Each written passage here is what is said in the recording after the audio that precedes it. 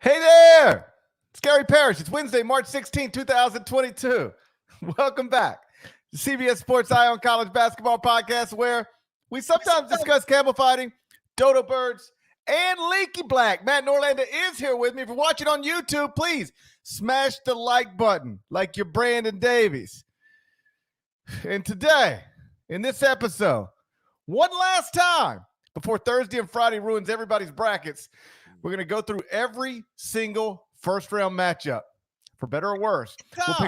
We'll pick every game straight up and against the spread, and they will count towards our final 4-1 total. So hopefully this is where I pass dead leg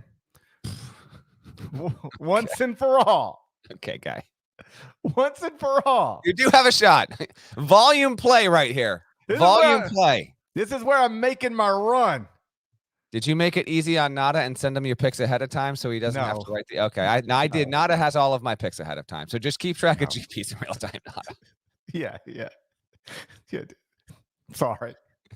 It never even occurred to me. Actually, you know what? As long as Parrish, as long as what you're going to do here matches exactly what's on the site, then you're good to go. I mean, it might not. Okay. By the way, and by the way, you can't be disappointed in that. We were on CBS Sports HQ. We were on something. You and I worked together. We were on something, and I watched you. That's right. Explain how Murray State was going to beat Kentucky and go to the Sweet 16. Like 45 minutes later, on a different thing, you were like, "And I'm taking San Francisco over Murray State." I was like, "What are you doing?" I'm making my final decision here and now. At the end of the podcast, by the way, if you're watching on YouTube, go ahead and get ready. YouTube. There we go. Okay, so again, treating the listeners like they're a newborn puppy. That's cool.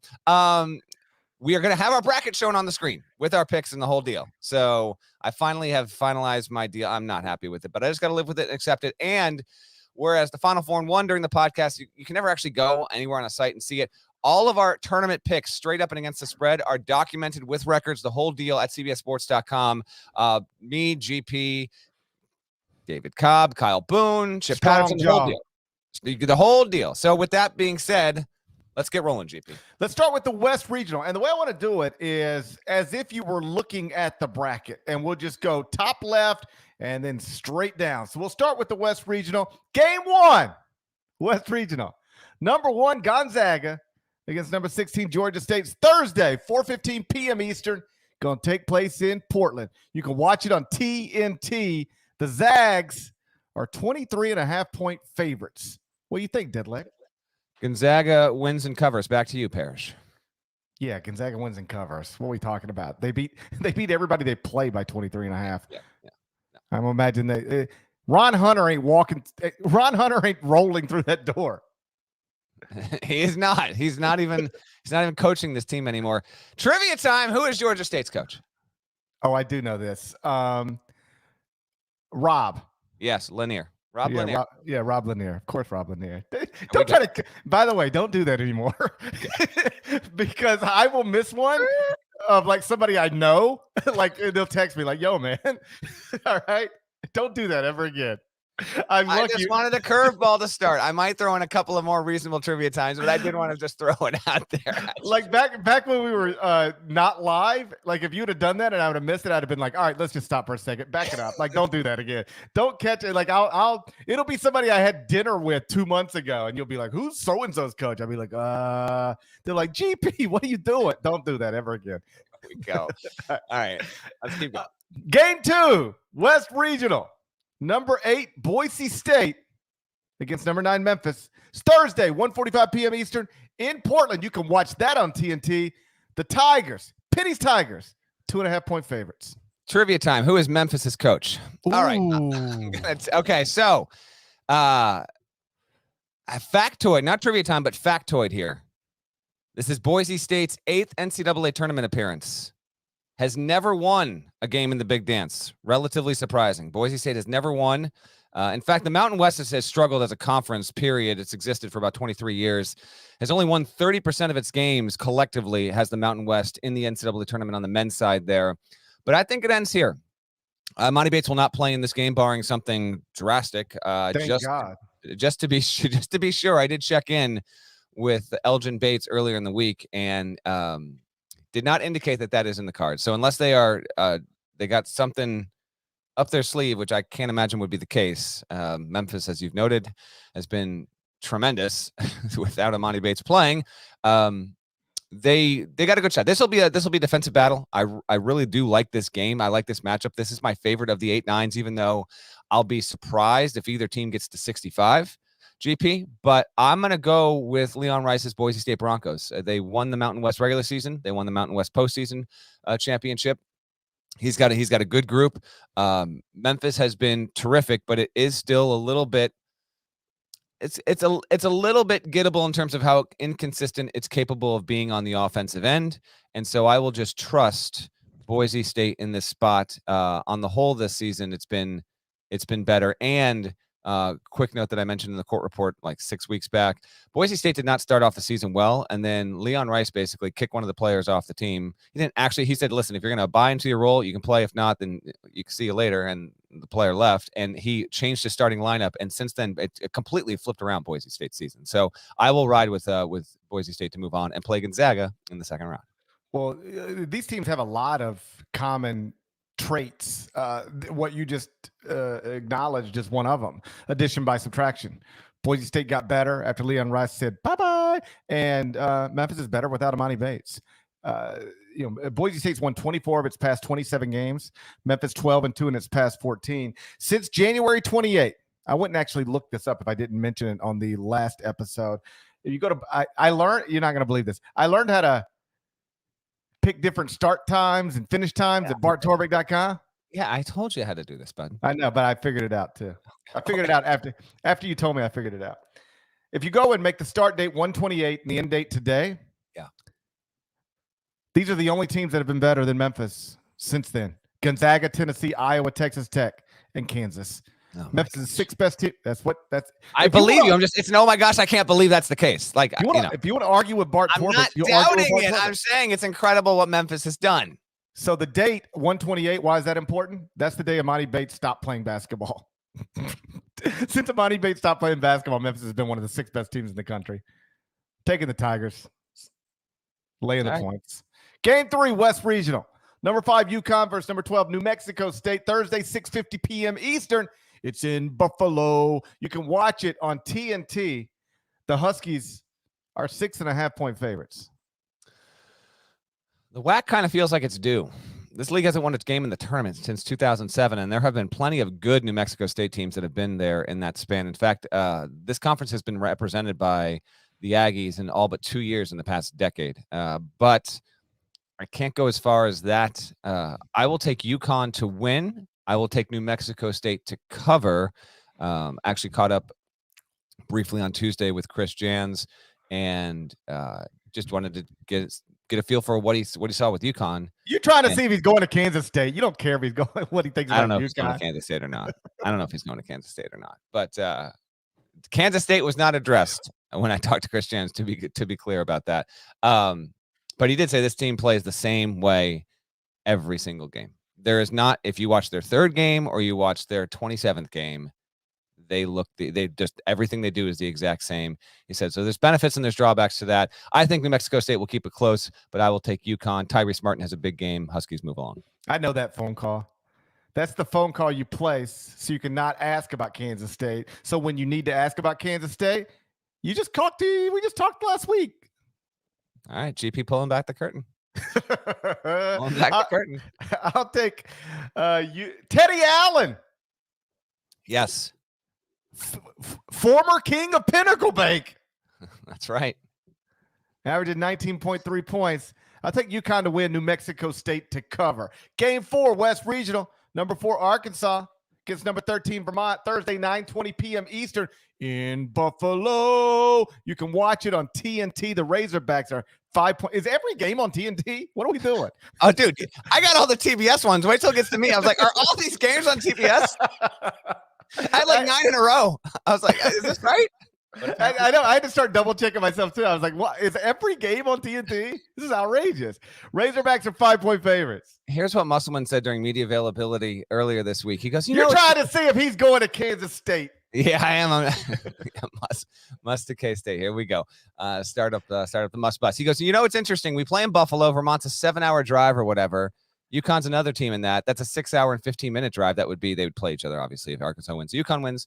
So it's kind of like a road game for us against Vermont, quite frankly. We've got to understand that as well. It's not often when a 4 seed, when you look at your bracket and say, oh, wow, the first team we play is really close to here. If you're fortunate enough to advance, that team's pretty close too. Not much of an advantage there at all. Come on. I know it's close, but it's not that close. Yes, Vermont and UConn fans can drive there. Providence is also going to Buffalo, so there will be heavy Northeast contingent showing up there. I don't want to hear any excuses if you're Arkansas. That being said, I am taking your boy who grew up in South Burlington, the hard streets of where Dorset Street hits Winooski Avenue, is it? It's been a while, man. But shouts to South Burlington High School. I will take Vermont in this spot. They have been on a tear. Arkansas is completely capable of winning this game by 22 points and making me look like an idiot, but that's fine. I had Vermont at one point in my Sweet 16, and then I just could not stick with it. So I have Vermont merely moving on one game, beating Arkansas. Ben Shungu, Ryan Davis, tremendous 1-2. And as I think I mentioned on the Sunday night episode, this Vermont team is about even, if not a little bit better than the 13-seeded team in 2005 that beat Syracuse, Sorrentine from the parking lot and all that great stuff. So I will go with Vermont and John Becker's crew to move along past Arkansas. This is one of my favorite top 5, top 6 games of the first round. I think it's going to be close. Vermont won its conference tournament title game at 39 points. Yeah. What was that about? That's just outrageous, dude. It's the largest margin of victory in a Division I tournament title game since 1989. What was that about? Arkansas. So there's like some wild historical stuff connected to this game. You got what I just told you with Vermont. And then Arkansas started 0-3 in the SEC, then won its next 8 games. First power conference team to win 8 straight after starting 0-3 in the league since UCLA in 1982. Wild stuff going on with these guys. Arkansas, I'll take to win in advance, but I think it's going to be close. Vermont plus the points would be my play. Game 5, West Regional. Number 6, Alabama against the winner of tonight's Rutgers-Notre Dame game. Whoever wins it going to play Alabama Friday, 4:15 p.m. Eastern in San Diego. You can watch it on TNT. We don't have a number on this game. Obviously, we don't even know who Alabama's playing. How about this? If Rutgers wins, I'll take Rutgers over Alabama. If Notre Dame wins, I'll take Alabama over Notre Dame. That's fair. Trivia time. Last time Rutgers made back-to-back NCAA tournaments. What year? Oh, God. Damn it. I read this last night. And then I'm looking here and I didn't put it in my notes. It's in my notes. Sorry. I don't know. Just take a guess. Guess a year. 1975 and 76. Oh, boom. You are right on it, buddy. Yep. I told you. Exactly it. That's my big brain. That's my big brain. 75, 70. We haven't gotten to Longwood yet. 75, 76 was the last time Rutgers made back-to-back NCAA tournaments. I will take Alabama no matter the winner. For entertainment purposes, I will take Rutgers to beat Notre Dame and to cover in the first 4 game on Wednesday night. Game 6, West Regional. Number 3, Texas Tech. Number 14, Montana State. It's going to be Friday, 1:45 p.m. Eastern in San Diego. You can watch it on TNT. Red Raiders are 15-point favorites. It's big. It's a big number. Number 1 team in adjusted defensive efficiency, according to Ken Palm. This was of the 1, 2, and 3 seeds with big lines here. This is the one that I'm least confident in. I'm taking Texas Tech both here. On the Montana State side, I love stories like this. It's Montana State's first appearance since '96, straight out of Bozeman. Danny Sprinkle is the coach now. He played for Montana State the last time the school made the NCAA tournament, bringing his alma mater back. That's a really cool story. Because of the way Texas Tech plays, I think Montana State actually has a tremendous chance at covering. Against my better judgment, I will take the Red Raiders to both win and cover that 15. I got Texas Tech winning the game. Texas Tech covering the number. Game 7, West Regional. Number 7, Michigan State against number 10, Davidson. Friday, 9:40 p.m. Eastern. It's in Greenville. You'll be there. I will. You can watch that on CBS, America's Most Watched Networks, the Network of Stars. The Spartans are a 1-point favorite. What kind of Michigan State team are we going to get here, GP? The kind that gets eliminated. Okay. Foster Lawyer, from small role player at Michigan State to the leading scorer for the team that eliminates Michigan State from the NCAA tournament. Michigan State's best attribute, if you go to its KenPom page and look at it, is three-point shooting. It ranks 17th in the country. Good three-point shooting team. Davidson, of course, is a really good three-point shooting team. It's even better. It ranks 6th in the nation. Better offensive team there. Wonderful head coaching battle. Different kind of styles. This has great potential.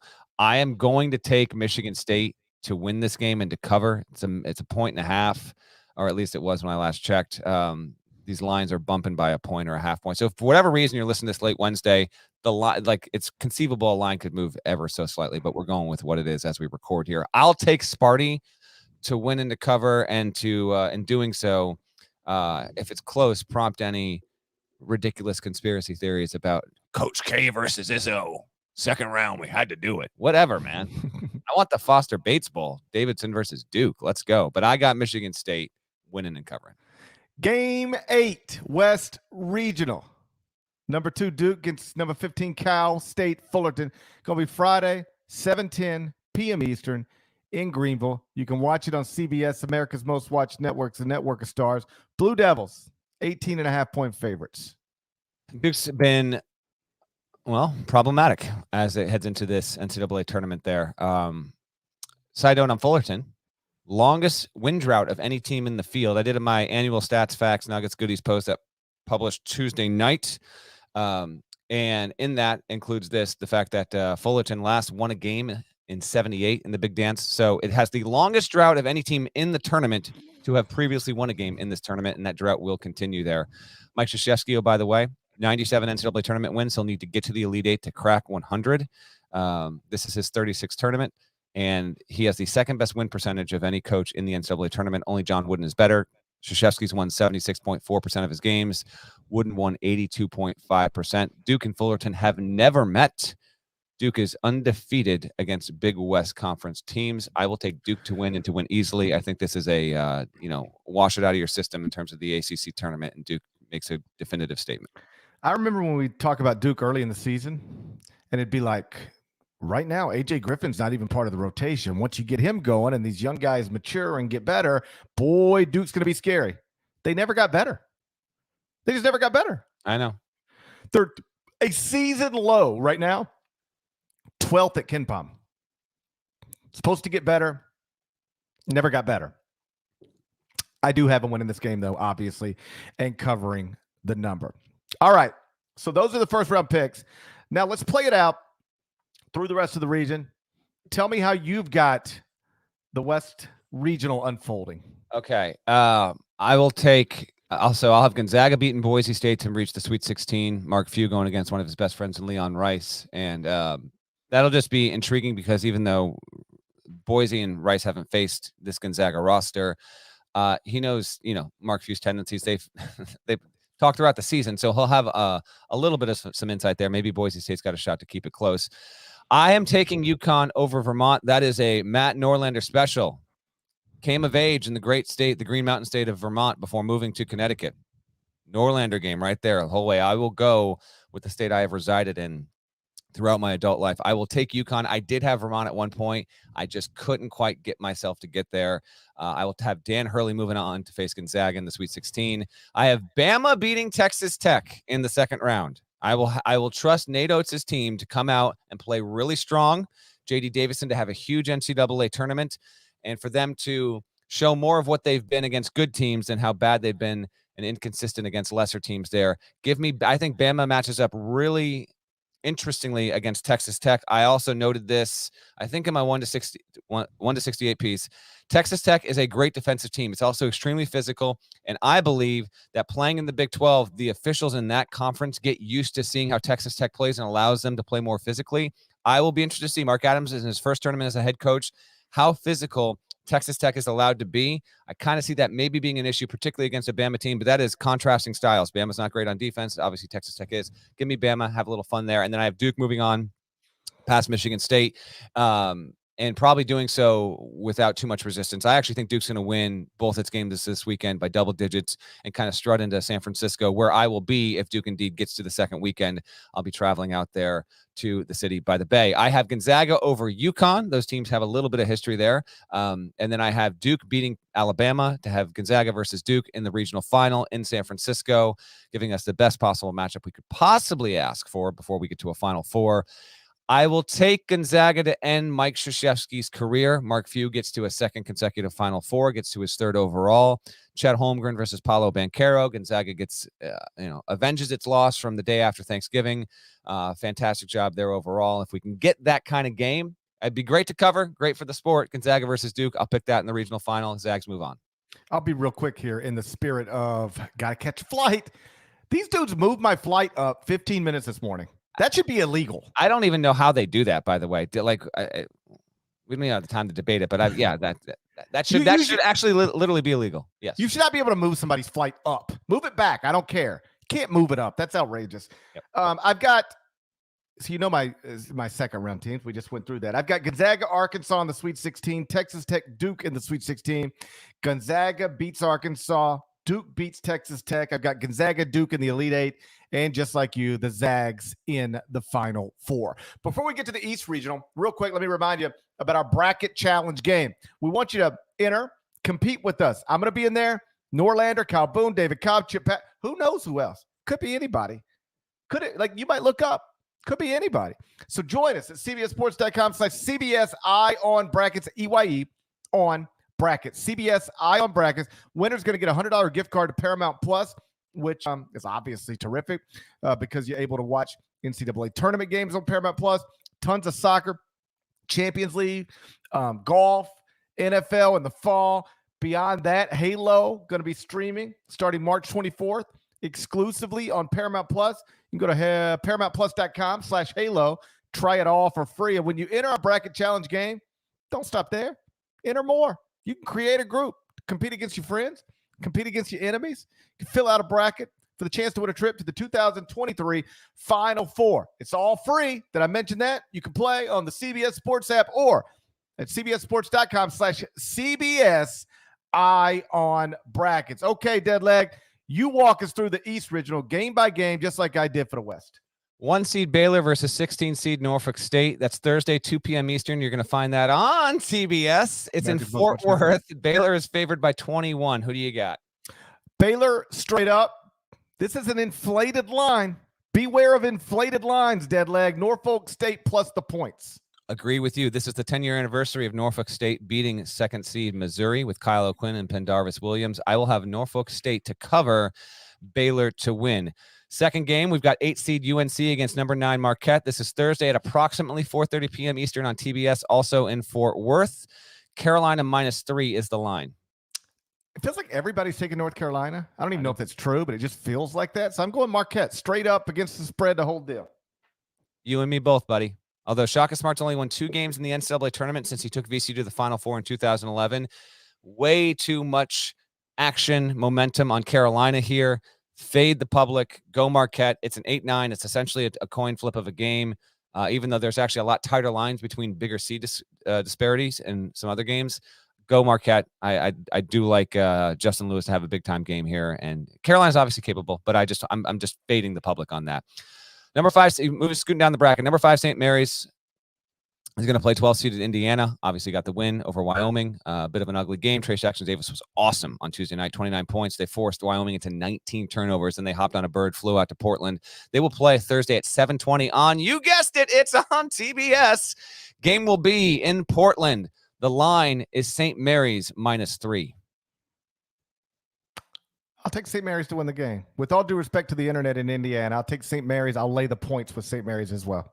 I'm going to take Indiana to win this game straight up. So they'll cover and they'll win it out. We will have yet again an instance of a first 4 team, not just getting through Dayton and then saying, see ya, gets through Dayton and gets into the weekend. I will ride Trace Jackson-Davis. Xavier Johnson is really playing well. Jordan Geronimo had an awesome game. So yeah, I will go with the momentum play there. St. Mary's has been sitting for a long time. West Coast Conference Championship. They'll have not played in 9 days by the time they play this. So I will go with Indiana, which will be on short rest. Next game, scooting down the bracket, we've got 4 seed UCLA against number 13 Akron. This will be approximately at 10 p.m. Eastern on, you guessed it, TBS. The game is also in Portland. This will follow St. Mary's, Indiana, in that building.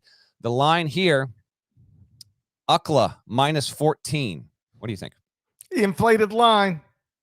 Inflated line alert. UCLA to win the game, Akron to cover.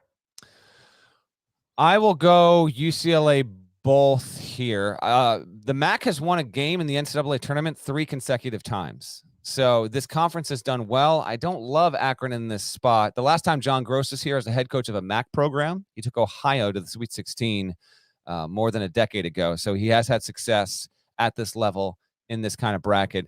But I will go with UCLA to win, kind of pull away. I actually think this is a late night Thursday tip. To me, this one kind of just, you don't need to be too locked in on it. I think they kind of breeze on by, and it's not too dramatic. Scooting on down, one of the best first round games we've got on the board here. Number 6, Texas, number 11, Virginia Tech. This is in the East region, Friday, approximately 4:40 p.m. Eastern on, you already know it. This game is going to be on TBS. Yes. Like 36 others. This is in Milwaukee. Texas -1 was the latest line. I will be interested to see if this line moves again before we get to tip. Again, Friday, approximately 4:40. This is really this is the squeeze-in game as we leave the afternoon and get into the evening. This really could set the table for a fun Friday night back-end session. GP, UT -1. What do you feel? I'm taking Texas, laying the point straight up. I don't feel great about it, though. I'm going to take Virginia Tech both here. I'm completely swayed by what I saw in person. And frankly, I'm going to take Virginia Tech because it has rated well in the metrics all season. Texas has as well, don't get me wrong, but it's clearly been more inconsistent in play. And I think Virginia Tech's just a more cohesive team. So you can easily make the case for either. It's just a 1-point line. But I will go with the Hokies and Mike Young to move on along. By the way, kind of surprising, 5th straight tournament Virginia Tech has made. So that fan base has become accustomed to getting here. Moving on down, East Region, 3 seed Purdue, number 14 Yale. This is a Friday 2 p.m. tip on TBS. It will come before we get Texas Virginia Tech. It's in Milwaukee. Purdue is -15.5 in this game. Parrish. Purdue and Wisconsin have 12 wins against the field. That's the most of any in the field. Purdue and Wisconsin have 12 victories against teams that are in this NCAA tournament. 15.5. For Purdue. Do you like that line for the Boilers, or is it maybe thinking Yale can sneak up and cover? Purdue now inside the top 100 in adjusted defensive efficiency. According to KenPom, ranked 99th. Move it up. Watch out. Mm-hmm. I'll take Purdue straight up, and I'll lay the points with the Boilermakers. Excellent. By the way, I see some good conversation in the chat. Absolutely. If you're trading off your upset picks, Final Four picks, love to see that from our community. Thank you very much. And thank you to everyone. You got us into the 4th spot on the overall sports charts on Apple Podcasts. You're incredible. Thank you. Thank you. Thank you. We've never been that high. Really, really great. Great to see you here watching us live on a Wednesday morning. Keeping down in the bracket, number 7, Murray State, number 10, San Francisco. I've talked about this game so much because I cannot wait to see it. I think it's the best one on the board on Thursday or Friday. This will be an approximately 9:45 p.m. Eastern tip on CBS. That's right. America's Most Watched Network. What is it, GP? That's right. Thursday, 9:45 Eastern, CBS in Indianapolis. Murray State is a 1-point favorite. I now have these little triggers. I can't even hear the letter CBS without saying America's Most Watched Network. I can't hear the word YouTube without saying, hey, YouTube.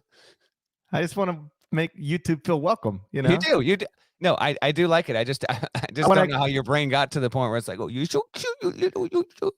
Well, I just wanted to say, we do want to make little YouTube feel welcome. I just wanted to feel like, I just want to acknowledge its presence. What are you drinking there, dead leg? Screwdriver early in the morning? No, this is orange, peach, mango. Got to stay healthy. Got to stay in shape. Coke Zero. Coke Zero at 9:30 Central Time. Good times. Zero sugar. It's zero sugar. Sicko mode right now. That's sicko mode. It is. Might as well be drinking green juice. Good for you. I believe that's a corporate sponsor for the tournament too, so why not, right? Synergy. Murray State -1, by the way. Yeah, I'm taking the Racers. Who are you taking? I've seen you pick this game every way you could possibly pick this game. I've seen you pick it in the past 3 days. You know what hasn't been talked about so far? The Hmm. fact that Murray State can win or lose this game. It's true. I don't know why. I don't know why the rest of the college basketball media refuses to talk about this. Okay, wake up, people. I'm going to take Murray State to win. I don't know. I don't know. Okay, I just taken Murray State. I can see this going either way completely.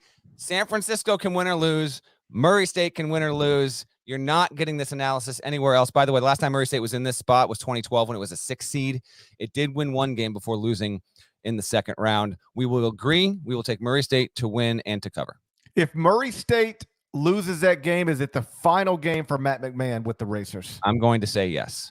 Me too. There's too many jobs open. There are too many jobs, and he's been too good. I'm going to say it's his last game. I'm saying this is the last season he'll coach with Murray State. I think that's true as well. Last game, 2C Kentucky versus number 15 St. Peter's. This is a Thursday, 7:10 p.m. Eastern tip on CBS. It will come right before Murray State and San Francisco in Indianapolis, so relatively local for Kentucky fans to get on up there, and get on up there they will.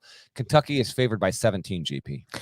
I'll take the Wildcats, and I'll lay the points with the Wildcats. I think they blow St. Peter's out. I do too, and on that note, every single tournament we get to this point with 1s and 2s and 3s where these lines are big, and then there's going to be one that doesn't threaten to win, but it's like, wow, that team hung between 6 and 12 points the entire night. No one's thinking St. Peter's can do this. Shaheen Holloway is a really good coach. I kind of get a feeling St. Peter's is going to make this tighter than I think it can be, but I'm with you. I'm taking Kentucky minus 17.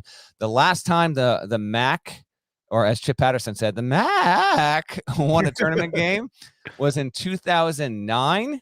So keep that in mind as well. This conference and trivia time. What team was that in 2009 out of the MAC? Why are people calling me? I don't have any idea. See, I'm more interested in trying to like somebody just called me, and I declined it within a second. That means don't call back, doesn't it? Every time. Is it someone that you feel like you need to pick it up though? No, there's nobody I want to talk to. If you do, I mean, there's nobody I want to talk to right now. All right, here we go. We've both got Kentucky moving along, and you're up. So we got to run through the. Oh yeah, we do. We have to run through our picks. Okay, you go. That's right. We got to run through these picks. You pick your bracket first. Who do you got moving along, et cetera, et cetera? Okay, so at Baylor Marquette, I got Baylor beating Marquette. I got UCLA getting past St. Mary's, Purdue getting past Texas, Kentucky getting past Murray State. I've got UCLA and Kentucky in the Elite Eight, and then I'm taking the Bruins. I'm taking Mick Cronin, greatest coach in UCLA history, to get to a second straight Final Four. I'm going to take Baylor to get past Marquette. I will take UCLA to beat Indiana. Match up with some blue bloods there. By the way, the East, this might be a record, GP. The East right now has 8 teams with a national title. The 8 teams are Baylor, Carolina, Marquette, Indiana, UCLA, Wyoming technically applied to that. San Francisco, Kentucky. I think that's the 8. I have the total number in my stats and facts post, but I can't bring it up right now. It's a joke how many teams. It's like 40 combined national championships in this region alone. Ton of history. Really, really cool. I will have Baylor playing UCLA in the Sweet 16. I've got Purdue, Virginia Tech in a thriller with the Boilermakers moving along. And I'm sticking with this. You'll see it at the end when Kanata shows our brackets. I will Murray State, Kentucky in a terrific intra-state battle. I will have Murray State doing to UK what Loyola Chicago did to Illinois last year. I will take the 2-loss Racers and Matt McMahon to beat Kentucky and move on to the regional semifinals, get to the Sweet 16, go to Philadelphia. You got to have some sort of noise here. I will go with that. And then I've got UCLA beating Baylor in an upset. Johnny Juzang, Jaime Jaquez and group making another strong run. Purdue over Murray State. And then I will stick with the Boilermakers, my preseason champion, to win it all. Am I picking them to win the whole thing now? Stick around. You'll find out. I will have Purdue making the Final Four out of the East on the bottom left of your bracket, beating UCLA, and that's how I see it playing out. All right, before we get to the South Regional, please, I see you all here in the comment section. Let me remind you that if you're watching on YouTube, smash the like button like you're Brandon Davies. And you ready for this? Enjoy a word from our sponsors. This is about our legacy. Always has been and always will be. Paramount Plus presents Women Who Move Mountains. Everybody ready? Let's fly. A celebration of the powerful, hilarious, I'm famous! Game-changing women who bring our series and stories to life. And they're all here on Paramount Plus. Women Who Move Mountains. Explore the collection and so much more on Paramount Plus. South Regional, game 1. Number 1 Arizona against either Wright State or Bryant. We don't know who yet. Friday, 7:27 p.m. Eastern. It's in San Diego. You're going to be able to watch it on True TV. Disrespectful. Number 1 Arizona, True TV. Disrespectful. I just give. We're obviously recording this Wednesday before we get to Bryant, Wright State. Listen, Wright State moving along would be fine. I want Peter Kiss versus Kirk Risa. Again, swag. Kirk Risa is dead. Swag capital. I want Kirk Risa smack talking from the bench, Peter Kiss. Swag capital of this bracket. Okay? There are no two players that are more arrogant and cocky than these two. Give me Bryant versus Arizona. I have Arizona winning and covering no matter who's playing and what the line is. Kirk Risa going to hit him with his crutch. Yeah. He might literally throw it at him. He threw his shoes in the stands after Arizona won the Pac-12 title. Yeah. So I think we're both going to have Arizona moving on, but obviously there's no number on the game yet. So just Arizona to move on. Game 2, South Regional, number 8 Seton Hall, number 9 TCU. Friday, 9:57 p.m. Eastern in San Diego. Appropriately on True TV. Oh, okay.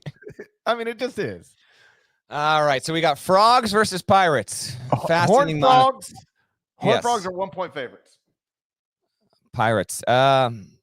Shouts to Born on a Pirate Ship. Old Apartment. Great song off that Bare Naked Ladies album. Parrish, I'm sure, spins it all the time. Fading memories blending into dull tableau. You know what I'm saying, JP, right? Here we go. Yeah. I will go TCU both here. Jamie Dixon. We got a lot of coaches guiding their alma maters to this NCAA tournament. Dixon's like one of 12 or more. There's a lot of those.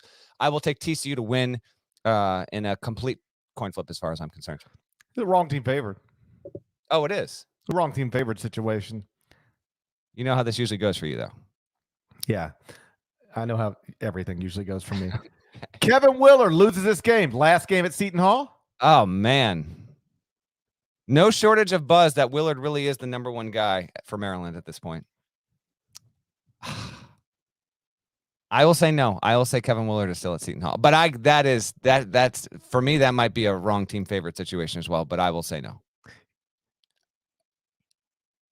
Game 3, South Regional. Number 5, Houston against number 12, UAB. Friday, 9:20 p.m. Eastern in Pittsburgh. You can watch it on TNT. The Cougars are 8.5-point favorites. I flipped on this. I had Houston. I'm going to give a shout out right now to shot quality. How about this? I put up a graphic a couple days ago. Only 4 teams in the NCAA tournament field rank in the tournament's top 15 in transition scoring volume and their efficiency in transition. The 4 teams are Gonzaga, a 1 seed, Kansas, a 1 seed, Arizona, 1 seed, and UAB, a 12. That's a joke. That's an absolute joke. It single-handedly flipped me on this game. I am taking UAB to win, obviously to cover in doing so. Houston as a 5 is fine. Houston hasn't beaten a ton of really good teams this season. Andy Kennedy's got a really, really solid team. Jelly Walker said afterward, we don't care who it was. He had a great quote, man. I wish I had the audio to play it, but frankly, we don't have the time. And do we have the trust that you're even going to hear it if I do it? That's an inside joke if anyone literally just discovered this podcast 2 shows ago. So I can't have it. But Jelly Walker, I love this dude. Incredible story. Not short on confidence. Give me Andy Kennedy and the Blazers to blaze in to the second round. Of course, we've got a 12/5 situation. It's going to happen somewhere at least once. We'll see if it's here. I think it will be. This is a Conference USA I grew up in. Mm-hmm. It's a Conference USA matchup. I was raised in these Conference USA streets. I was born in the Metro, but I was raised in CUSA. Fair enough. I almost did it, but I'm taking Houston to win the game. UAB to cover. You can't give Jelly Walker 8.5 points. That's ridiculous. It's disrespectful. Game 4, South Regional. Number 4, Illinois. Number 13, Chattanooga. Friday, 6:50 p.m. Eastern in Pittsburgh. You can watch that on TNT. Illinois, 7.5 point favorite. Last time Nuga made the Sweet 16 was 25 years ago. 7.5. This one is a tricky number. By the way, we are squeezed for time. GP's got to take a flight, but I'm being told by the bosses we have a better live number right now by far than any. I will take, when GP scoots out of here, I will take a few questions at the end of the show for the live audience because you guys are like a huge number right now. So we are tight. I will do that at the end because GP's got to catch a flight here. I will take Illinois to win. I will take Nuga to cover. SoCon, by the way, team has never won a game seeded 13th. Little fact for you. Give me Illinois to win, but Chattanooga to cover. This will be close. Game. Oh, did I pick it? No. Illinois to win, Chattanooga to cover. Inflated line.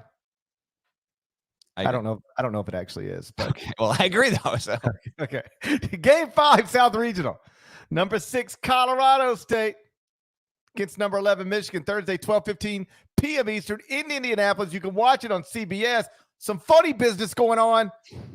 Funny business right here. 6 seed, 2.5 point underdog to the 11 seed Michigan Wolverines. Funny business. All right, couple quick notes on this. One, you're going to see at least 5 shots of Ali Farouk Manesh in this game. Why? Because the former Northern Iowa legend who beat Kansas, the number 1 overall seed, 12, 13 years ago at this point, he's an assistant at Colorado State. So you will get plenty of "you can't be serious with that shot" coming here in this one. Colorado State finally got a plane. I believe it's on the ground in Indianapolis. I reported that out late Monday night, but they got that done. I am going to go Michigan both, and I think it's against my better judgment. I will take Michigan in this spot. Michigan, by the way, with 14 losses, has the most of any team in the field. It is a rare situation where the team with the most losses in the field is from a power conference. That is true. But I will go with Michigan because I'm not sure how Colorado State will match up with Hunter Dickinson. Although, GP, you can easily retort, how will Michigan match up with one David Roddy? Nobody matches up with David Roddy. You want to play him down by the rim? He's too strong. 6'5", 250. Oh, you want to get out in space? He'll bounce it and pull it on you. Mountain West Conference Player of the Year. I'm going Colorado State. Michigan has been... I don't trust Michigan. I trust David Roddy more than I trust Michigan. That's a fair point in all seriousness. Game 6. So Colorado State to win and to cover. Taking them outright. Game 6, South Regional. Number 2, Tennessee. Number 14, the Longwoods. What's their mascot, Deadleg? You just tell him, GP. It's penis. How about this for irony? Longwood has the smallest team in the tournament. Fact. Woo. Wouldn't think it. You know who's got the biggest team in the tournament? I know the actual answer, but I don't know if that's where you're going. Pete Davidson. Okay, there we go. The answer is Arizona. I don't even want to know how you know these things. Don't even know. Don't even want to know. I have Tennessee winning this game and covering. That's my pick. Ariana Grande told me. All right. Tennessee to win. But I'm the Longwoods plus 17. Get out of my face. I'll take the Longwoods plus 17. I can't take the Longwoods plus 17 every time. Game 7, South Regional. Number 7, Ohio State. Number 10, Loyola Chicago. Going to be played Friday, 12:15 p.m. Eastern in Pittsburgh. Is every game in Pittsburgh? Everyone's in Pittsburgh, and all of them are on TBS or TNT. You can watch it on CBS. It's a pick'em. It's Sister Jean, obviously. I know, only pick them on the board. Sister Jean, obviously, getting CBS. In all seriousness, I want this woman to live to be 115 in Loyola Chicago in the tournament. She's 103 right now. It's unbelievable, dude. It's outrageous. It's outrageous. She's she's 1,000,000 years old, and totally clear-minded. Yeah. You and I got no shot of that. No. Are you out of your mind? I won't be. I don't know that I'll be clear-minded at 55. Sister Jean is amazing.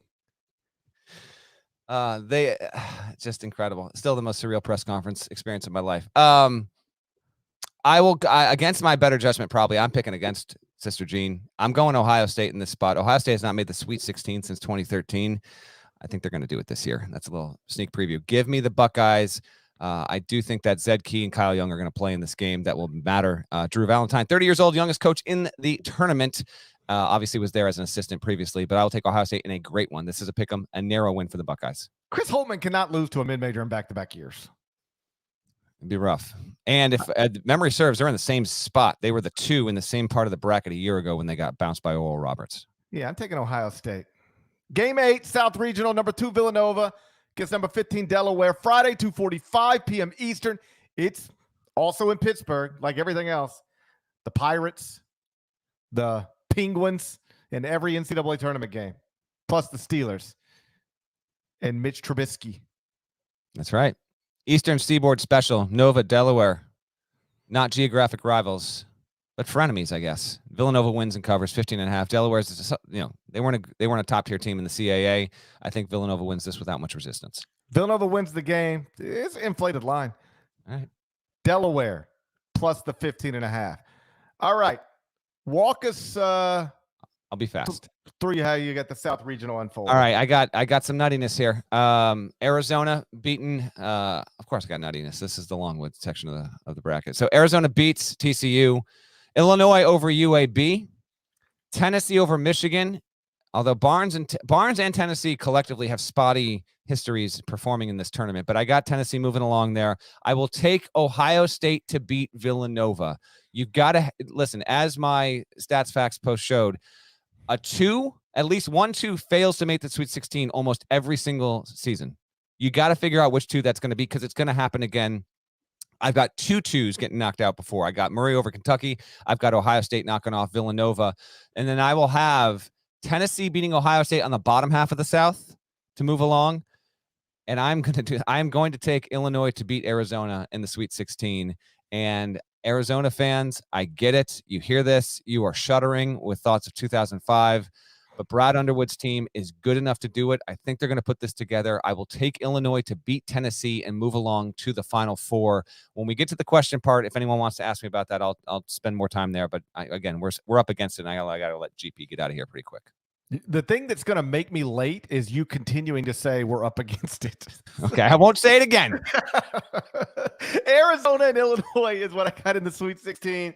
Also, Tennessee and Villanova. I've got Tennessee over Villanova, Arizona over Illinois, and then I've got Arizona in the Final Four in the first season under Tommy Lloyd. Deadleg, take us through the Midwest. Pete Davidson, by the way. Okay, Midwest, bottom corner, right side of the bracket. Here's this region. 1 seed Kansas, number 16 Texas Southern, Thursday, approximately 10 p.m. Eastern. True TV, deservedly so, in Fort Worth, Kansas, 21.5-point favorite. I'm going to take Kansas straight up, but Texas Southern. The great Johnny Jones. We're in agreement. This is the 32nd straight NCAA tournament to feature the Kansas Jayhawks, longest streak of all time. Next game, 8 seed San Diego State versus number 9 Creighton, Thursday, 7:27 p.m. Eastern on True TV, also in Fort Worth. The Aztecs are a 2.5 favorite. Who you got? I love the Mountain West Conference. I can't pick against it. Give me my Aztecs straight up and to cover. Again, Mountain West has a 30% win percentage in its history in this tournament, but I will also be with GP, San Diego State, to win and to cover. Brian Dutcher yet to win a tournament game since taking over for this program from Steve Fisher. I think he does it here. 5 seed Iowa, number 12 Richmond, Thursday, floating somewhere between 3:10, 3:20 Eastern, depending on when the first game happens. As a reminder, tournament games usually take about 5 minutes longer on average to finish because of longer commercial breaks. Bake that into your schedule if you need to. This is going to be on True TV, Iowa, Richmond. Iowa, a 10.5-point favorite. Iowa to win, Iowa to cover. Keegan Murray continues to make a run to be the CBS Sports National Player of the Year. As we've noted before, we don't vote on that yet. We wait until after the Elite Eight games, just before the Final Four. Oscar Tshiebwe, clearly the favorite, obviously going to win most National Player of the Year awards. Keegan Murray ain't out of this thing, as far as I'm concerned. I agree with you, and I'm sorry, Richmond, I'm completely dismissing you. I think this is a laugher and not even close. Scooting on down, my toughest game. 4 seed Providence 13 South Dakota State. Thursday, 12:40 p.m. Eastern on True TV. It's a joke. This game should not be on True TV, but so it goes. This is going to be in Buffalo. Providence -2. I hate this game. I love and hate it. Yeah. I love it, but it forces me to pick against a team that I love deep in my heart. I've been championing Providence all season, but I can't pick somebody to beat my Jackrabbits. So I take my Jackrabbits. South Dakota State to win, South Dakota State to cover. Via ESPN, this is a crazy stat. Providence, a 2-point favorite right here. Never been a 4 seed this low of a favorite ever in the first round. And the 4 seeds previously that were only 2.5 point favorites, Vanderbilt in 2010 and Dayton in 2003, they lost. Okay. Baylor Shireman is the Summit version of Larry Bird. I will take South Dakota State to win this game. And it feels like the trap of all traps, and Providence just wins this thing by 11. But you and I are together. We will take the Jackrabbits to win and to cover. Love and hate this game. It was my toughest one to finally decide on, and I finally flipped this morning. I had Providence until about an hour and a half ago. 6 seed LSU, number 11 Iowa State. This is a Friday 7:20 p.m. Eastern tip on TBS. It's going to be going down in Milwaukee. Tigers are -4. Who the heck knows? Who do you got? I'm picking the team that didn't fire its coach this past weekend. I think there's a trend in the NCAA. Don't ever bet on a team that just fired its coach a few days ago. Give me, unless it was Michigan that time they won the national championship. Except for that time. I'll take Iowa State straight up against the spread, the whole deal. Iowa State was picked last in the Big 12 and made the tournament. TJ Otzelberger's done a great job this year. It has been just circling and just kind of been directionless over the past 6 weeks. I will go LSU, but I have no idea. 3 seed Wisconsin versus number 14 Colgate. This is going to be around 10 p.m. Eastern on TBS on Friday in Milwaukee. Wisconsin is a 7.5 point favorite again in Milwaukee. Wisconsin to win the game in advance. But Colgate, my toothpaste of choice. It's not really. I go Tom's. Unless it's a sponsor. If Colgate's a sponsor, then that's my toothpaste of choice. If not, it's Crest. Okay. We are not sponsored by toothpaste. I'm almost positive. Well, somebody needs to work on that. All right. Wisconsin to win, Colgate to cover. I have Wisconsin to win, Colgate to cover. I would take Colgate to win this game straight up if it was in Fort Worth or Pittsburgh, but it's not. It's in Milwaukee, Wisconsin. I will take Bucky to win, Colgate to cover. Colgate is the second best 3-point shooting team in this tournament. The only one better is South Dakota State, which is by far the best 3-point shooting team, and it's why I took them to beat Providence. Scooting on down this bracket, number 7 USC, 10 seed Miami, approximately 3:15 p.m. Eastern on True TV. This will be on Friday. I will be there. This is kind of a good game tucked in the middle of the afternoon. This is in Greenville. USC is a 1.5 point favorite. Miami to win, Miami to cover. How about Jim Larinaga? Enters the season. People whispering like, Coach L might retire at the end of the season. Dude went to the NCAA tournament, signed a contract extension. Done a great job. I'm going to have him losing, but I got him covering. God. I have USC to win, Miami to cover. Yes, the line is narrow. I got a buzzer beater situation here. I got Miami losing similarly to how it lost the last time it was in this tournament when Loyola Chicago knocked it out and then went on to make the Final Four. So we both have Miami covering. You have the Canes to win. I have USC to win. Last game, man, there's a lot of high-level defenses in this region, by the way. Creighton, San Diego State, LSU, Auburn, they're all high-level. Auburn, 2 seed, 15 seed Jacksonville State.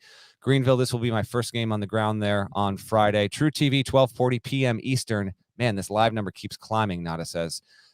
Hello to everyone. We got more to come. I will go, 15.5. Auburn. GP, Jacksonville State covering this number? No, absolutely not.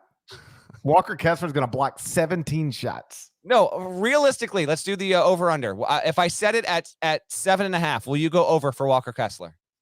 No, because I don't think he'll play enough minutes because it'll be a blowout. But he's going to block a shot every 45 seconds. Well, then he's going to hit the over. It's going to okay. Unless you have Auburn putting this thing to bed with 13 minutes to go in the first half. I do. It'll be put to bed, and then Wendell Green will get wild. It'll get close, and then Auburn will pull away. Oh my gosh! All right, who do you have advancing along in the Midwest? So I've got Kansas beating San Diego State, then Iowa. I hate to do this. I apologize to the Jackrabbits, but at some point, Iowa over South Dakota State, Iowa State losing to Wisconsin, and then Auburn over Miami. So then in the Sweet 16, I've got Kansas over Iowa, Auburn over Kansas, and then I've got Auburn beating Kansas. Bruce Pearl back in the Final Four.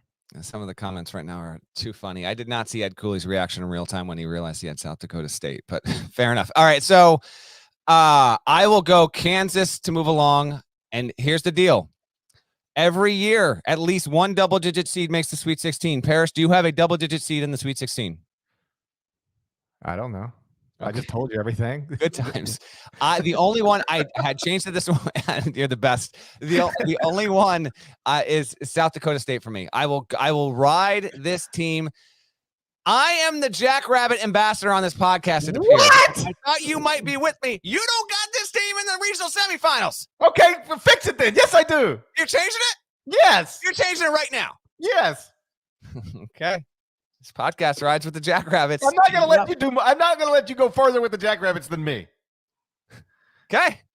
So wherever you take them, I'm taking them at least there. Team. They're going to lose by 15 to Providence now. What are we doing? But I do have South Dakota State playing Kansas. I've got Wisconsin. So do I. I know. I've got Wisconsin over LSU. Wisconsin has they're low in KenPom. I get it, but they have a wonderful, wonderful draw here. Auburn over USC in an FBI special there. And then I've got Kansas over South Dakota State. You want to take them there? Are you?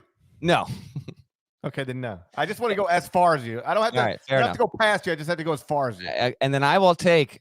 I actually think that Auburn has a real nice path to get to the regional final here, and so I will have Kansas Auburn. That's a 1-2, and I will have Kansas, as I said on our Sunday show. I will have Kansas moving along to the Final Four because I think it has the most forgiving draw of any one seed. So that's Kansas in my Final Four. GP, lay out your Final Four and title pick for people. I'll do it in just a second, but first let me remind folks of a great way to enjoy March Madness, and that's with the CBS Sports mobile app. It's your home for not just watching the games on CBS, but also the best lightning-quick college basketball scoreboards, updating brackets, expert picks, and the latest news on all the action for the men's and the women's tournaments. The app is free. Just go search CBS Sports in your app store. It should be your go-to sports app for everything. Let's see how ride or die you are with the CBS. Is it on your first page of your phone? Come on, man. It's in there. It's the first page of the phone. Of course. Absolutely. Got to make sure there's no. Yeah, I'm good. There would be nothing that I would. Now I'm looking at my phone. I'm like, please, God, don't let anything stupid be on the cover of my phone. Exactly. No, I'm good. 18 unread texts, 18 unread group me's at the moment, though. So there we go. Are you the type that can let things sit on your phone like that? That says like only at this time of the year. I can't look at it. It's too nuts. It's too busy. Yeah. I have to clear it out. Like if it says I've got 7 emails, I have to go in and just delete them, or I got to show that I cannot look at numbers on my screen pop up like that. And you go grab my wife's phone. She got 78 text messages, 14 phone calls, and 800 emails. The cover of her phone just stresses me out to even look at it.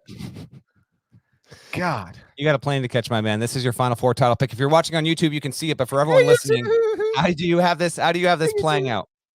Gonzaga, UCLA in the Final Four for the second straight year. I've got Gonzaga beating the Bruins once again. On the other side of the bracket, I've got Arizona and Auburn in the Final Four. I've got Arizona winning that game. Gonzaga, Arizona, Mark Few, Tommy Lloyd in the title game. New Orleans, first Monday in April. And the Zags will win a close game and be national champions for the first time in school history. And if you idiots ever tweet me about Gonzaga again, it's going to be an auto block within seconds. Without a doubt. Here real quick on yours. I like the fact this is an unconventional GP Final Four here. You'll go ones and all twos. I like the fact you mix a little UCLA action. And Auburn is it's not a contrarian pick, but a lot of people are not riding the Auburn wave right now after how they played down the stretch. I think that's pretty good. We are past our deadline for you, GP. So how you want to do this? Because this stream is going to keep going. Do you want to just give shouts and then log off, or do you just want to say see ya and go catch your plane?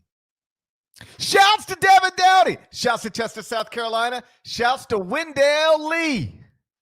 Legend. Averaged 0 points in 2 games for Baylor in the 1994-95 season. Shouts to Larnell. I'll let Deadleg close the rest of this thing out. He said he's going to take questions. I will. I'll listen on my way to the airport. People want to know why your wife's phone's getting blown up so much, by the way. So think about that before. They want to know who's finding your wife. Is it a reverse Sydney Sweeney situation? That's what they want to know. It's a decent question. It's something to think about. I'll talk to you guys again late Thursday night. We are going to do a late, like 20-minute podcast. It's going to be late after the first round. If you listen and watch on the West Coast, we'll be right in your wheelhouse. East Coast, you'll probably get us in the morning, but we will have a reaction Thursday podcast for you. I'll let you guys take it from here. Bye. Bye, GP. All right, here we go. Okay, now it's time to have some fun. First of all, Nada, if you could bring up my bracket, my man. Thank you to everyone watching. Biggest live number by far here. You guys are eager for this tournament, and so am I. So it's great to be here. And GP's had a squeeze to go catch his flight there. So go ahead, fire questions. I will answer a few of them here before I bounce. Here is my bracket, though. So again, I didn't have a double-digit seed in the Sweet 16. I initially had Vermont over UConn. Then I walked that back. South Dakota State actually rates worse at Torvik, KenPom, but I like their road better. And again, you have to put at least one into the second weekend. They get there every single year. I'll try and read you guys off some of the stats and facts. Here's the CBS Sports app if you're watching. Every year, I kind of toss out just a huge old batch of facts and trends and things to know there. And one of them is that you always get at least a double-digit seed, almost always. There's been like 1 or 2 tournaments where that hasn't happened. As for my Final Four, you can see it here on the screen. Not if you want, if you can zoom in, might want to just a little bit. If that's doable, if not, that's fine. I'll read it. Gonzaga out of the West region. I've got Purdue over UCLA out of the East. Beautiful. I'm just going to ride with the Boilers to get it done. Offensively, I trust what Purdue has from a personnel standpoint. And we've seen Purdue be good in the tournament in some recent years. Remember when they gave Virginia arguably one of the best tournament games of the past decade? They didn't make the Final Four, but Painter has had some success. I know it lost last year to North Texas. I get all of that. But I just think that, guys, that East I think it's ripe for some real noise there. And I would be surprised if Baylor comes out. I just think Baylor's too banged up. But Baylor's going to try and do what hasn't been done since 2007. Make consecutive, win the championship, and then go to the Final Four the next year. Last time that happened with any team was Florida 06 and 07. On the right side of the bracket, I'll take Illinois to beat Tennessee. Illinois is similar to Purdue in this regard for me. Kofi Coburn, Alfonso Plummer, Andre Curbelo, those guys have the talent to push through. And I've talked with Brad Underwood a couple of times this season. He has maintained to me that this team's focus, big picture. They know what it felt like last year to get knocked out the way they did. It was rough. I mean, Illinois had a wonderful season and then got completely bounced and housed by Loyola Chicago. I think Illinois in this spot recovers well. It's a good enough offense and a good enough defense while not being elite on either side. It's still it moves the ball well, and I don't know. I think Jacob Granderson is like he's going to be the guy that no one's talking about. He's a really good 3-point shooter. He comes up big. I am banking on Curbelo to be a level above. If you want to sell, and I don't even think I mentioned Trent Frazier, who, by the way, is a top 10 defender in the country. If Curbelo can play within himself and still be that, have that just that wow factor, I think Illinois is representative of what I've been talking about all season long. The 1 line, the 2 line, the 3 line, and I told you the 4 line would have teams capable of winning the national championship. And while I don't have Illinois winning the national championship, I think it's going to be good enough to do so there. So I will have Illinois beating Tennessee. Arizona has a few weird trends going against it, which is why I'm going to fade it. First-time coaches, making deep runs. It happens. It's not overly common. Arizona's the least experienced team in the field.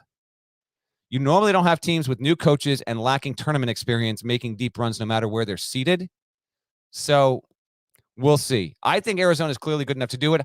I also, frankly, got to see how good Kirk Kriisa can be with that ankle. Without him, I do think Arizona is a different team. Yes, they look good in the Pac-12 tournament. They look great. But I'm going to play the averages here. Give me Arizona into the regional semifinals. Those games will be in San Antonio, by the way, and I'll take Illinois to beat Tennessee. A lot of orange there in that one. And then, I got Kansas. Final four, Gonzaga over Purdue. Wow, nada. As I do this live here, Nada said we just hit more than 5,000 subscribers on our YouTube channel. You're all awesome. My goal at the start of this season was to be at 5,000 the night the title game tipped. And you beat that by like 3 weeks. You're incredible. Thank you. Thank you. Thank you. I am going to get to your comments once I explain my champion. Gonzaga over Purdue has the potential to be just unbelievably awesome. You will have Chet Holmgren versus Zach Edey in this spot. You will have Travion Williams versus Drew Timme. Those two big men will not play on the floor at the same time, we wouldn't think. Andrew Nembhard against Jaden Ivey. I think Gonzaga-Purdue is the best possible Final Four of styles we could get anywhere in the bracket, I think. Not to say that's guaranteed to be the best game, but going into it, that one to me sets up as something that could be beautiful there.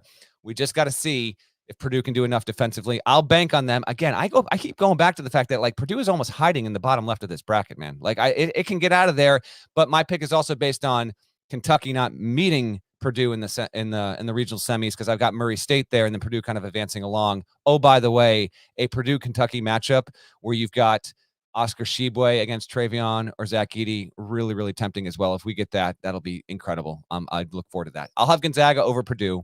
And if you're watching, as you can see, I will take Kansas to beat Illinois. That is a Bill Self special, of course. Bill Self coached at Illinois before he got the Kansas job.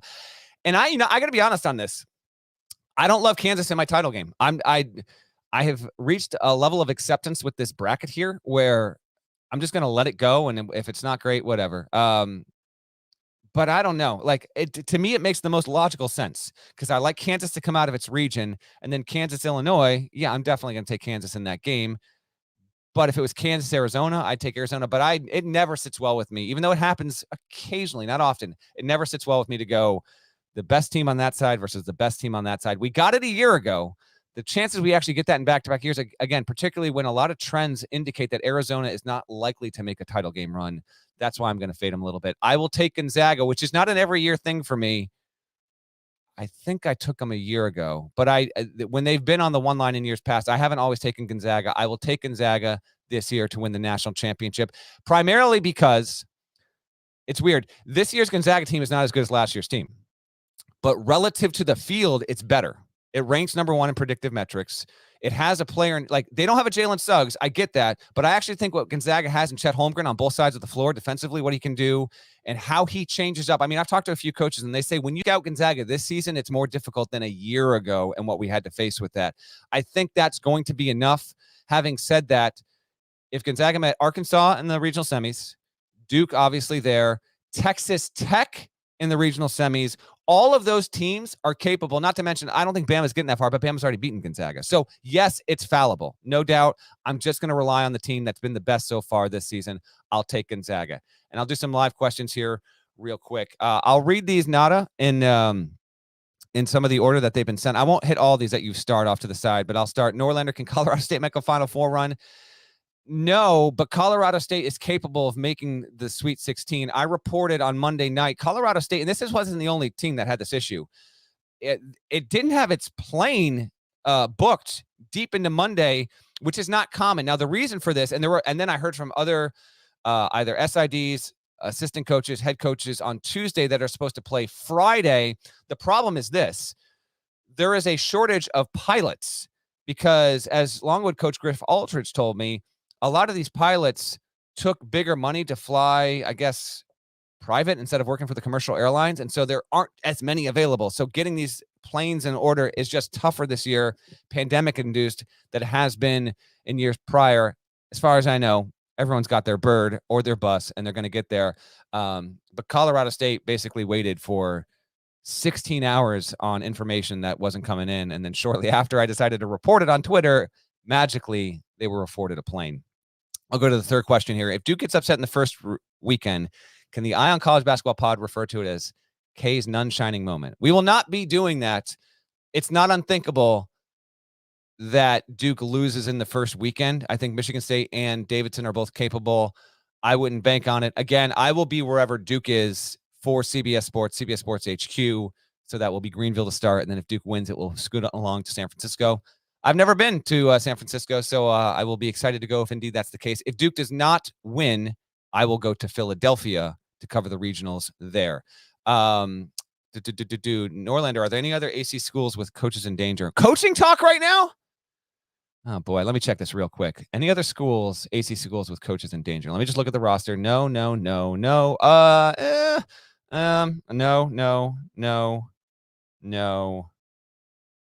The answer is no, but I would put it at, I'm not going to say which. I'm going to put it at, I'll put it at 8%. That one ACC school that's not Duke doesn't have its current coach next year. Blind item for you. Sully the Dog asked, do you think Purdue will benefit from the officiating outside of the normal Big Ten cruise? Maybe, but I mentioned this. I tweeted about it about a month ago. I want to see how they officiate Zach Edey in particular. He's a different kind of player, and I think there's the chance this could go either way, to be honest. What I don't want to see happen here with Purdue or any kind of Shibwe, Kofi Coburn, I really hope these guys, and listen, let's be real on this. I know it's easy as fans to go after these officials and just absolutely kill the zebras, and sometimes it's deserved. But the reality is their accuracy, and because they're literally graded out. Every single call, it's reviewed. And those calls and how they perform dictates whether or not they get a second tournament game, a third tournament game. You work a Final Four. And their hit rate is often like 97, 98%. Do you do what you should be doing at your job at a 97 or 98% kind of rate? Just think about that. And they got to make split-second decisions. So, yes, sometimes they're right for some criticism, but keep it in mind just how difficult this job is. I really, really hope that the officials that are, across the board, but in particular when you've got abnormal players, abnormal bigs, let's get a fair whistle on both sides of it to make sure we've got the best possible game there. Best Final Four food in New Orleans is asked by Jonathan.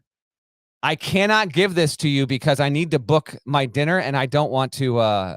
If anyone's listening and going, I got to make sure I get that reservation. I haven't done it yet, but there's a lot of good spots. I'll give you one that I went to a decade ago when the Final Four was there. It's a little bit off the beaten path. I can't remember what neighborhood it's called, but it was called Bacchanal, I think. Super low key, super casual, eat outside on paper plates. There's like 7 things on the menu and they were all incredible. Bacchanal was one that stands out to me all these years later. Norlander, can you give me peace about my UConn to the Sweet 16 pick? Terrified that New Mexico State will pull off the upset. First of all, how dare Parrish? How dare he call me out for talking to Chris Jans? Yes, Chris Jans might potentially be a coaching candidate, but in all seriousness, I called about 18 coaches in the tournament yesterday just to see. I wanted, particularly coaches in the 5-12s, the 7-10s, the 8-9s. I wanted to get a feel on what they thought off record about the opponents that they were facing and how they were thinking they were going to fare. Because these coaches are just going on like 2 or 3 hours of sleep. And so I called Jans on that. Yes, Jans is potentially in the mix. Like he's one of like 6 guys at least that is in the mix for Kansas State right now. And I don't even know if he's going to wind up being the leader for that. We'll see on that. I'm told the Kansas State job isn't expected to close, by the way. Anything can happen at any point. Quick aside, and I will answer this question.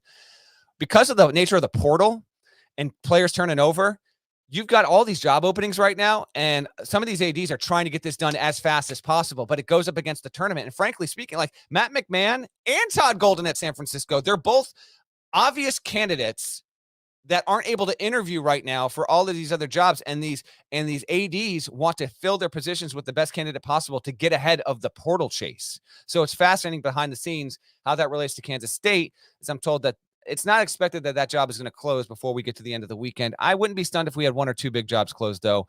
We will wait and see on that. As for UConn to the Sweet 16, hey, I'm right there with you. I did have Vermont initially. I backed off of that. UConn has the wings, the size. Will RJ Cole be dependent enough? You got to hope Tyrese Martin's 3-point shooting doesn't abandon him here, because, man, he is a confident. I love his game. I love how he can shoot. And I don't think that UConn defensively will wilt. I like their chances there. And among all the potential second-round games between, 6-3, 4-5, those kind of. I think Arkansas UConn has a shot to be awesome, but I don't have that. I've got Arkansas going down to Vermont. We'll see. Scooting on down.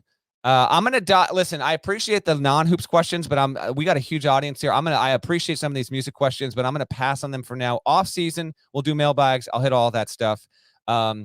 Daniel Ernst asked Norlander, why do you think analysts are fading Wisconsin's chances?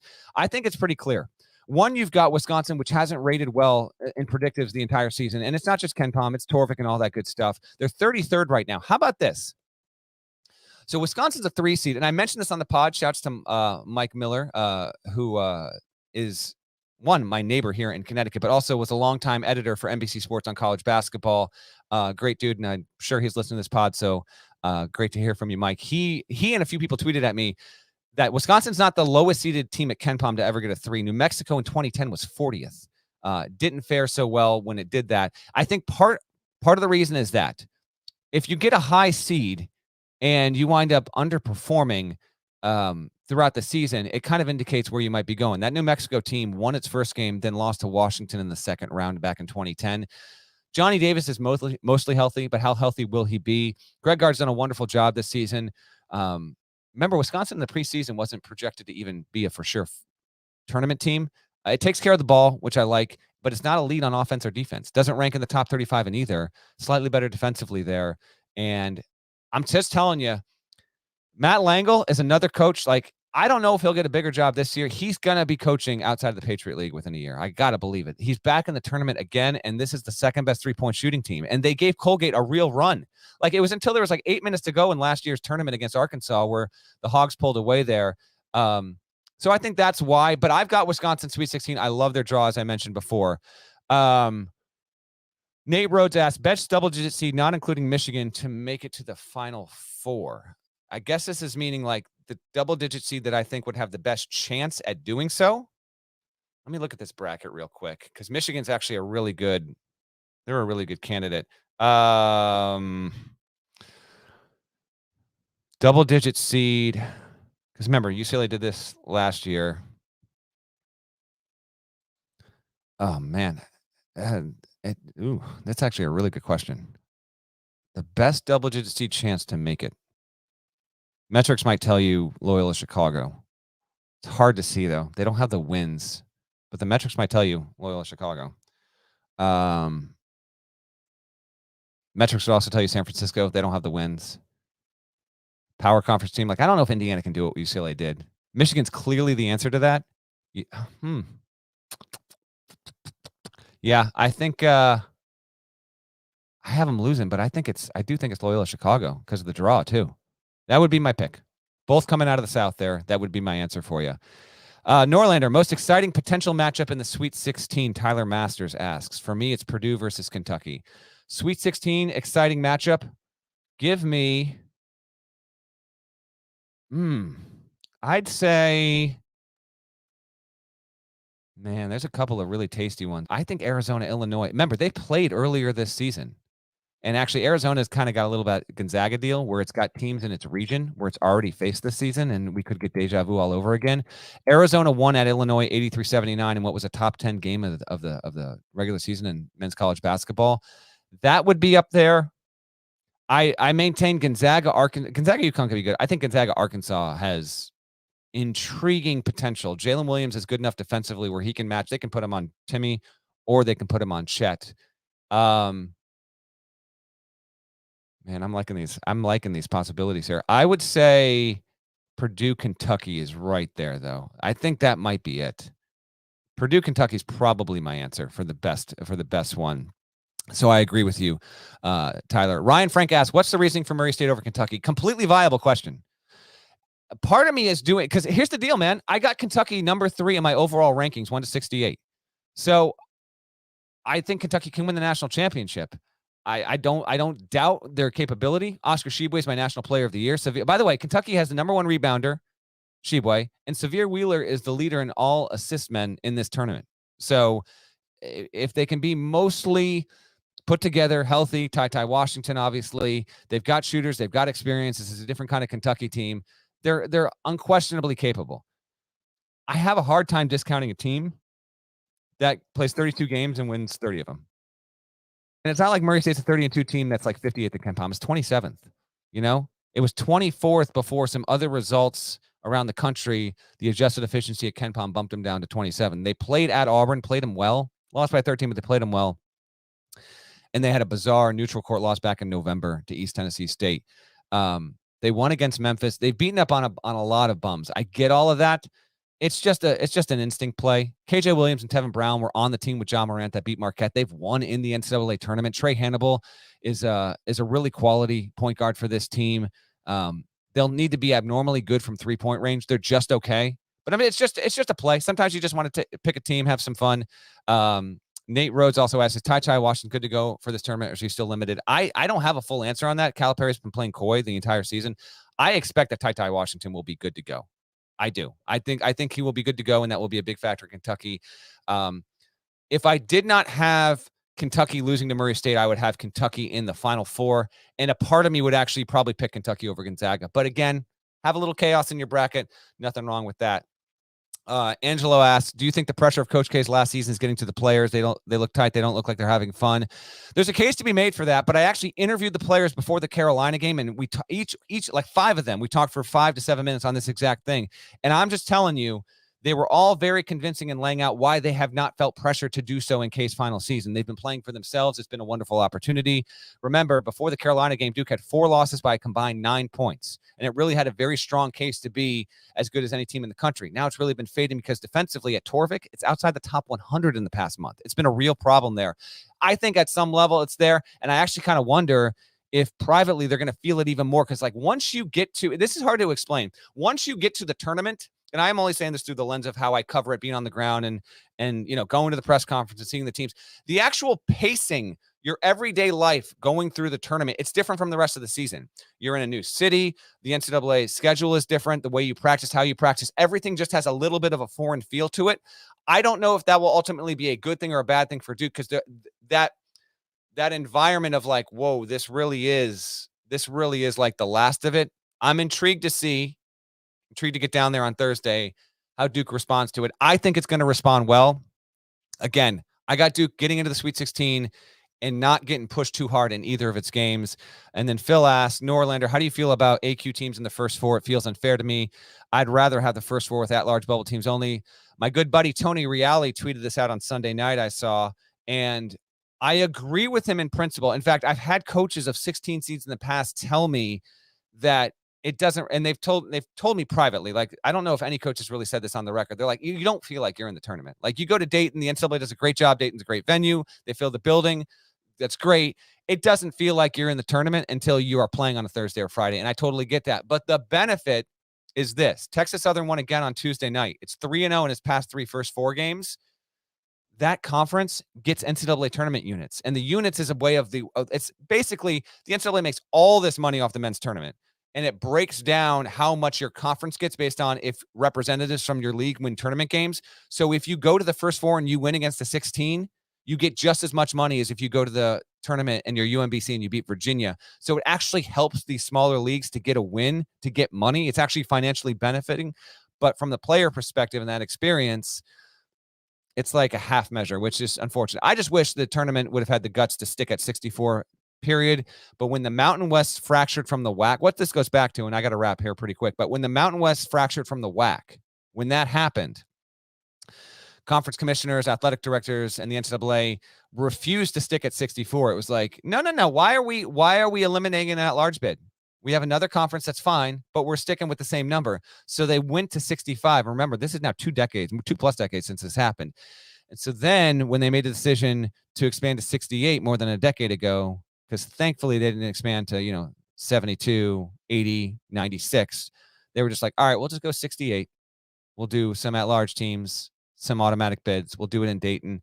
It's always just like a little bit of, it's just kind of the ribs poking out of the bracket a little bit. It's fine. I've come to accept it, but nothing's more pure than a 64-team bracket selection Sunday. Like, there are people watching and listening to this that have no idea what I'm talking about. They know, but they never lived it. The idea that on selection Sunday, no social media, you wait the entire day to get that show and you see that bracket. And then the next morning you go out, dude, I know I'm going to sound old here. I don't care. This was all, you go out the next morning, you buy the USA Today color version of that big bracket, you cut it out.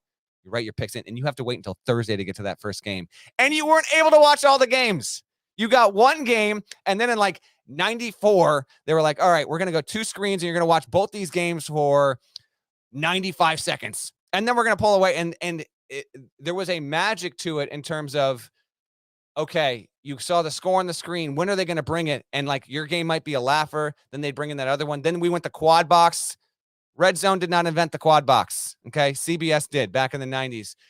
It's better to be able to watch all the games now, but there was something that was really awesome about the anticipation of the 64 team tournament era.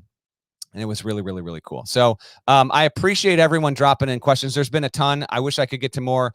Again, I want to thank everyone for subscribing to the YouTube channel, getting us so highly rated on the Apple Podcast charts. That's really awesome. We are going to have, I'm going to give you our schedule as I bounce out of here. We are going to have tournament recaps after every single round going forward, not including Wednesday night first 4. So on Thursday, Parrish and I will probably do about 20, 25 minutes after the games are done. He's going to be in studio. I'll be in Greenville. That will be a late live podcast, but we will go live on YouTube, and we'll kind of keep it tight because it's going to be after 1 a.m. Eastern.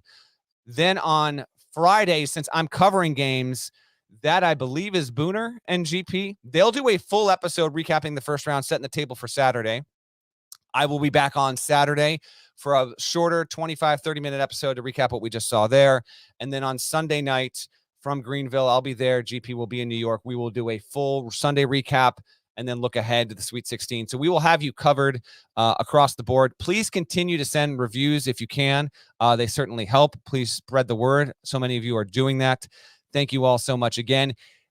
I am encouraging you again to join our bracket group. That number is growing significantly. We will have prizes. We will be tracking, and we want to get that like to north of 2,000 people. So continue to join with all of that. Keep those likes going. I'm seeing right now, need 10 more likes to get to 169. Nice. Plus 100. And I'd like to see that number get there. Please, please, please. So thank you. A little bit of a different pod here because GP had to scoot on out and catch the plane. But since the live number was so good and you guys are as geeked as I am for this tournament to start, seriously though, like how great is this feeling on Thursday morning tomorrow? You wake up and the actual tournament as we know it to be is going to be starting. It's going to be incredible. I will be getting up at about 5:30 in the morning to fly to Greenville. So I will be on the ground there, getting a spot to watch some games. I'll go check in on some press conferences, do all that great stuff. It feels amazing to have this tournament back the way that we love it. 14 sites spread across the country, traditional format, traditional TV windows, all that good stuff. I can't wait. And as a reminder, I'm going to give you TV schedule for Thursday. Since a lot of people listen to this on Wednesday afternoon or maybe even Thursday morning before we get to the games, here is your Thursday schedule, TV schedule. Norlander is like, Norlander, shut up and let's get out of here. I will, but I got the mic right now. So we're going to take advantage of this, giving people a huge episode as promised. Here is your Thursday TV schedule. You got Michigan, Colorado State kicking off this thing at 12:15. This is an awesome first window. Then you got South Dakota State, Providence at 12:40. That's True TV. And then Memphis, Boise State at 1:45 on TNT. That is such a great 1, 2, 3. The fourth game, probably a laugher. Baylor, Norfolk State, 2 o'clock. I get it. So those are your first 4. And then after, so you got Iron Eagle, by the way, on the Michigan, Colorado State game. That's great stuff. Eagle will be on the Longwood, Tennessee game at 2:45. Richmond, Iowa, Georgia State, Gonzaga, and then Marquette, Carolina is the second one. Marquette, Carolina, 4:30 about. That's going to be that late squeeze before we get to the night session. Then at night, you've got New Mexico State, UConn, TNT, 6:50. St. Peter's, Kentucky is your 7:10 tip on CBS. Shortly thereafter, 7:20 on TBS, you will have Indiana, St. Mary's, and then you will have Creighton, San Diego State on 7:27 on True TV. That's a pretty solid, your first window on Thursday in the afternoon and your first window on Friday night. Those are pretty solid windows. And then the late window here, love a dramatic late window. Just give me something insane happening at 12:05 in the morning on a Thursday or Friday. And I think we got a chance here. Sometime around 9:25, you'll have Arkansas versus Vermont coming out of Buffalo. Brad Nessler on the call with my guy, Evan Washburn, doing sideline. San Francisco, Murray State is your 9:40 Thursday night on CBS. Iron Eagle on the call. Jim Spinarkle. Shouts to Jamie Erdahl. Absolutely. Gosh, I love the fact that Eagle's going to be on that call. High potential there. And then your final 2 Thursday games, UCLA Akron. I kind of feel like that one might not be close. That's Andrew Catalan, Steve Lapis, and shouts to Andy Katz. He's doing sideline there. And then the last tip will probably be Kansas versus Texas Southern out of Fort Worth, True TV 957. That's your Thursday schedule. I'm going to wrap here. Thank you to everyone. Continue to subscribe, rate, like, you know the drill. We will see you again on late Thursday, early Friday, live on YouTube. It'll be in the feed for you if you wake up Friday morning. I'm Matt Norlander. Talk to you soon. Have a great